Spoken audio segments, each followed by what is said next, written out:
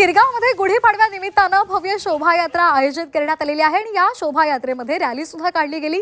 विविध सामाजिक संदेश या माध्यमातून दिले जात आहेत। या ठिकाणी काही महिला आणि मराठी मुलींनी शाळेसंदर्भात मराठी शाळेसंदर्भात जनजागृती केली। इंग्रजी शिका मात्र मराठीला विसरू नका असा फलक घेऊन या महिलांनी मराठी शाळेसंदर्भात जनजागृती केली आहे। तर या महिलांसोबत संवाद साधलेला आहे आमच्या प्रतिनिधी रुबीना पठाण यांनी। पाहूयात।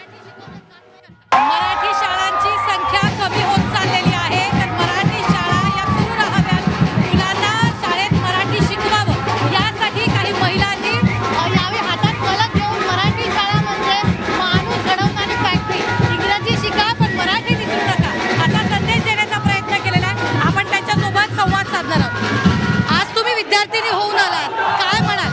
मी कमली बनली आहे। मराठी शाळा म्हणजे मराठी पाहिजे आम्हाला, मराठी आहे आम्ही आणि महाराष्ट्रात राहून मराठी शिकायला पाहिजे आणि आमची जी मराठी शाळा ती आम्हाला चालूच ठेवायची आहे, असा आमचा उद्देश आहे। एक विद्यार्थिनी बनून आज तुम्ही इथे आलेला आहात, काय वाटतंय? मराठी शाळा ज्या कमी होत चाललेल्या आहेत, काय नेमका तुम्ही मेसेज द्या? काय तुम्ही इंग्लिश मीडियम शिका, सर्व काय करा, पण मराठीची जाणीव ठेवा आणि महाराष्ट्रात आहे तर मराठी यायलाच पाहिजे आणि मराठा शाळा चालू ठेवायला पाहिजे। ताई, तुम्ही हा संदेश देताय मराठी शाळा म्हणजे माणूस घडवणारी फॅक्टरी, मराठी शाळा कमी होत आहेत आणि महत्त्वाचं म्हणजे शाळांमध्ये मराठी शिकवलं जात नाही काही शाळांमध्ये। असं काही शिकवलं जात असं नाहीये, पण आता वृत्ती झाली की इंग्रजीची, त्यामुळे थोडासा प्रॉब्लेम पडत आहे। पण हा प्रॉब्लेम टाळून टाकण्यासाठी आम्ही हे नियोजन केलेलं आहे की मराठी शिवाय प्रत्येकाने महाराष्ट्रात जायलाच आहे, तर मराठी ही सगळ्यांना आलीच पाहिजे, मराठी शिकलीच पाहिजे।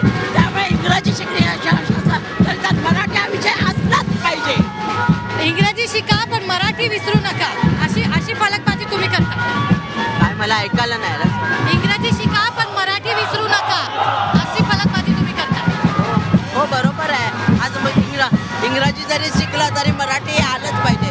आपल्या महाराष्ट्र वाचवलं पाहिजे आणि महाराष्ट्रात आपल्या मराठी आलं पाहिजे आणि महाराष्ट्र जगला पाहिजे, त्यासाठी आम्ही ही थीम घेतलेली आहे।